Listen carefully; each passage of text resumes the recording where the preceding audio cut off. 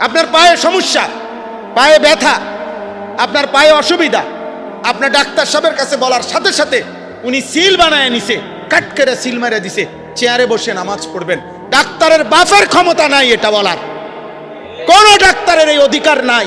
আমি চ্যালেঞ্জ করলাম, চেয়ারে বসে নামাজ পড়া আর প্যারাসিটামল লেখা এক কথা না। চেয়ারে বসে নামাজ পড়া এটা ইসলামের বিধান, নামাজ পড়া এটা ইসলামের কি বিধান। আর নামাজের মধ্যে দাঁড়ানো এটা ফরজ। এই ফরজ আপনি ছেড়ে দিতে হইলে সুনির্দিষ্ট কারণ দেখিয়ে উলামায়ে কেরাম থেকে, মুফতি সাহেব থেকে ফতোয়া নিতে হবে আপনাকে, ফতোয়া।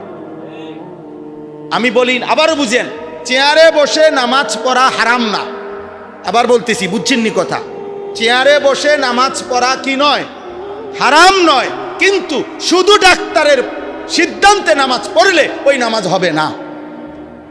ডাক্তারের এটা অধিকার নেই, এটা একটা ফতোয়া, এটা প্যারাসিটামল না। কথা বোঝেন নাই আমার?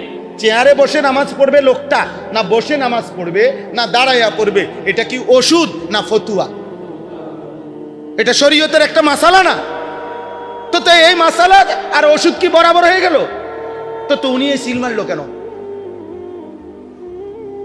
উনি যে প্রথমেই সিলিটা মাইরা দেয় চেয়ারে বসে নামাজ পড়বে, এই অধিকার উনাকে কে দিল? কথা বলেন। আমি তো ওষুধ লিখি না, কারণ আমি তো এই বিষয়টা বুঝি না। তো উনি এই বিষয়টা বোঝে না, উনি এটা লিখবে কেন? হ্যাঁ, উনি এটা বলতে পারে, আপনার পায়ের যেই অবস্থা মনে হচ্ছে চেয়ারে বসে নামাজ পড়লে আপনার সুবিধা হইতে পারে, আপনি একজন নির্দিষ্ট মুফতি সাহেব থেকে আমার এই প্রেসক্রিপশন হালাত আপনি শুনান। উনি বলবে, মুফতি সাহেব বলবে। অবশ্যই কোনো আলেমে দ্বীনের সাথে ফতোয়া নিতে হয়, এবং জানতেন কোনো হুজুরের কাছ থেকে নিলে হইতো না, উনি নির্ভরযোগ্য মুফতি হইতে হবে। যে কোনো হুজুর ওই ফতে অটোর মধ্যে বইয়া, কি হুজুর আপনি কি কন? আচ্ছা সালাইয়া নেন।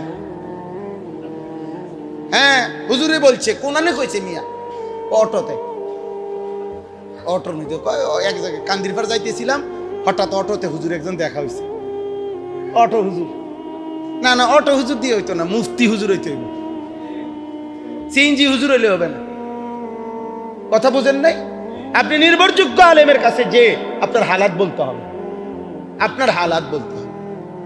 আল্লাহ আমাদেরকে বুঝার তৌফিক দান করেন।